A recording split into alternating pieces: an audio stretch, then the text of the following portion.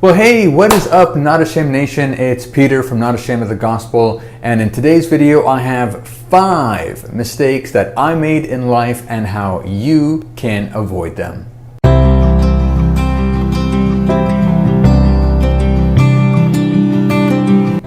So have you ever wished that life had a rewind button? You know, like one of these where you can just push rewind and be like, oh my gosh, let me take that back. Or come on, I wish I could just undo that last thing that I just did. Well, if life only came with a rewind button, then it would be so much more amazing. But hey, you live, you learn. And in a way, this video is kind of like a remote control where you can actually stop or be prevented from making these 5 mistakes. Now, these are 5 of my own mistakes that I made, so they're very personal.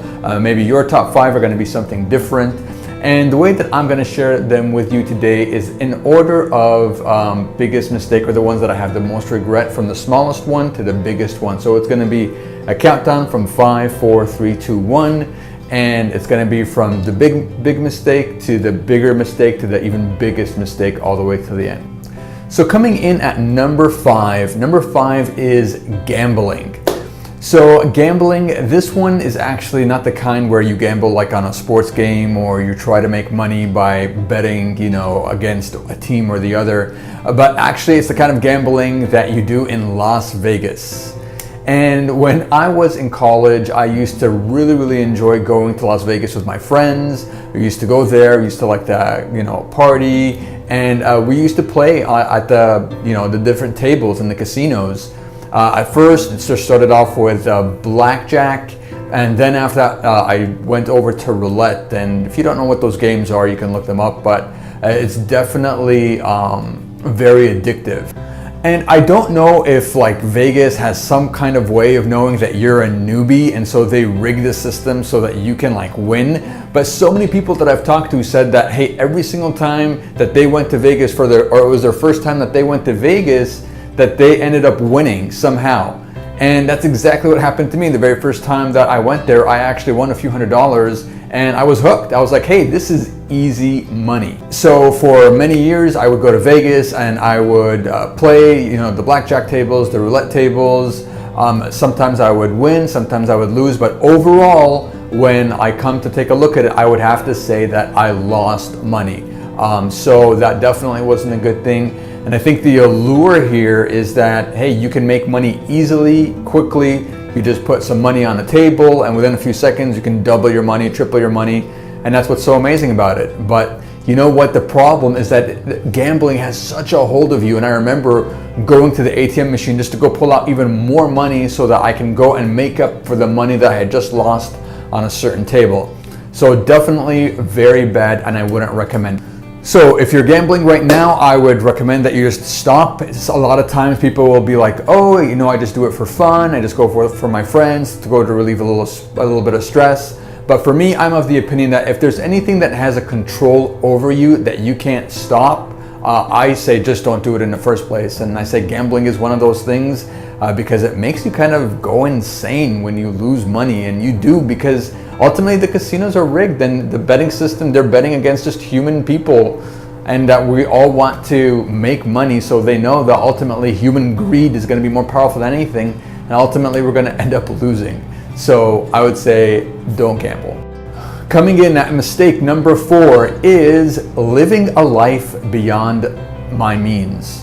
Living a life beyond my means was mistake number 4, and it actually kind of goes exactly with what I just shared in mistake number 5 of gambling. And that's because when I lost money, of course I didn't have the money to be able to sustain, you know, the kind of life that I was living at that time, and so I ended up getting into debt. And not only that, I think even if I had kept all the money, I really at the time enjoyed going out to restaurants. I really enjoyed going shopping, buying clothes, whatever I liked, I just saw and I bought, and I didn't even think twice about it. And even after that time, during my college days, there still continued to be this life that I lived where I just was spending without really any kind of accountability. And it was bad. I ended up getting about $9,000 in debt or so, of credit card debt, before I started, saying, hey, you know what, I need to reverse this and get out of debt, because everything that I'm learning about, getting into debt actually gets you worse off, because this whole idea about like interest and stuff was just something that, I kind of understood, but I never really put it into practice, so to speak. I was just like, hey, you know what, I'll just pay this off whenever I can. So if you're living a life beyond your means, or to prevent you from living a life beyond your means, I would recommend that you create a budget, that you stick to it, and that you do everything that you can to stay within that budget. That means that you're going to have to review your credit card statements. If you can pay cash instead of paying for credit cards, it's even better. Or if you want to pay off your debit card, that's also an option. And I think one budgeting app that I heard really good things about is called Every Dollar. It's by Dave Ramsey, so you can check that one out and see if it works for you. And I'm sure there's a lot more budgeting apps in your app store, whether you're on iPhone or Android. Coming in on mistake number 3, is watching pornography. And back in my college days, I did used to watch pornography. I used to have some roommates, and we also used to have the Playboy channel. And I used to amass a big collection of pornography on my website, on my videos, on my computer. I used to amass a big collection of pornography from websites on my computer. And honestly, looking back at that, it was an absolutely bad thing to do. It was an addiction. I know that a lot of guys struggle with this, so I wanted to put that out there, that hey, you're not alone. And to be honest with you, I've talked with a lot of women also who have said that they struggle with pornography too. So it's not just men that struggle with it. Personally, I'm of the mind that nothing really good comes out of pornography. I think that it gives an unrealistic perspective of what sex is really like between, husband and wife in a marriage. So I don't think it's anything that's good. I think that actually it harms you, and I don't think that it's very moral either, but that's just my personal opinion. But my personal opinion does come also from the biblical point of view, so that's kind of where I'm coming from. So if you're currently watching pornography, I highly recommend that you start looking into ways to get out. There's lots of books for men. I hear a really good book out there is called Every Man's Battle, so you can check that out or look it up.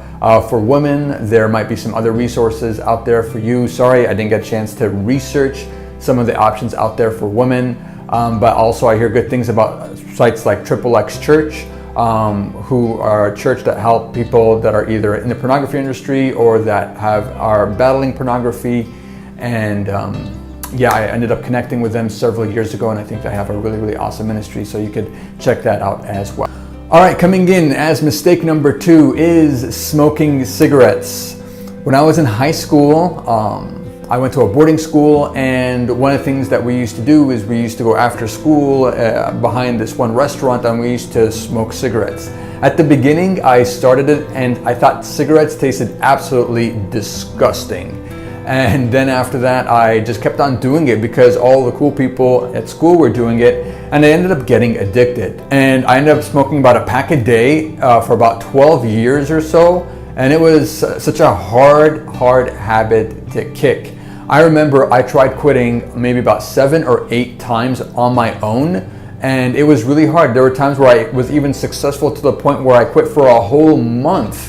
And after a month, I ended up going back and smoking cigarettes again. This isn't something I'm proud of, but I remember there were even several times where I had quit smoking, then I had a temptation and urge to go smoke, and I would go and buy a pack from like 7-Eleven, and I would smoke one cigarette, and then after that I would feel terrible, and I would throw the whole pack away in the trash can. Then after that I'd have another urge later on, and I would go back to the trash can, get into the trash can, and pull out my pack of smokes out of the trash can. That's disgusting. But yep, I did that, and I'm being completely transparent and honest with you. So I just wanted to share that. If you're currently smoking, I highly recommend that you try to quit. Look for all the different ways. Hey, nicotine patches, nicotine gums, all sorts of program. For me, I didn't end up quitting cigarettes until I actually became a Christian and gave my life to Christ. And it was only during that last time after I did that God delivered me through it. and I give him all the credit, even though I had tried 7 or 8 times by myself and failed every single time. And that brings me to the biggest mistake that I made in my life, and that is becoming an atheist. And hey, just really quickly, I don't mean this to offend any of my atheist friends. You know, I have my friend Roger who might be watching this right now. He's my friend, he's an atheist. My friend Greg, he might be watching this right now. He's also an atheist. And I have a whole bunch of atheist friends.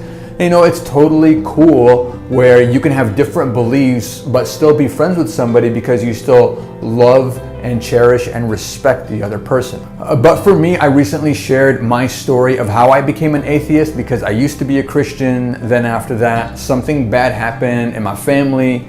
And then I prayed to God and asked God for him to fix that thing that happened bad to me, and he didn't fix it, he didn't answer. And so I began to think that, hey, everything that was taught in the Bible and in my church and by my parents about God was wrong, and that God was just a figment of their imagination and just a made-up person. And I actually began to have complete atheistic beliefs where I believed that when you die, you just end up, nothing happens to you, there's no heaven, there's no hell, and you end up, you know, you should just live life and just be a good person and, you know, do what you think you want to do and what you want to accomplish in life. But that was a big mistake, and I ended up learning so many valuable lessons from that. And I recently shared my story about what exactly happened to me and how I came through. So make sure that if you haven't seen that video, that you can watch it at the end of this video.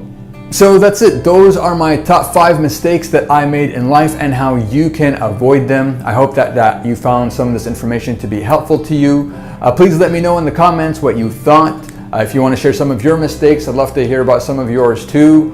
And hey, make sure that you have subscribed to my YouTube channel so that you can get notified whenever I put a new video. And hey, give this video a thumbs up if you enjoyed it. Thanks so much, and I'll see you in the next one.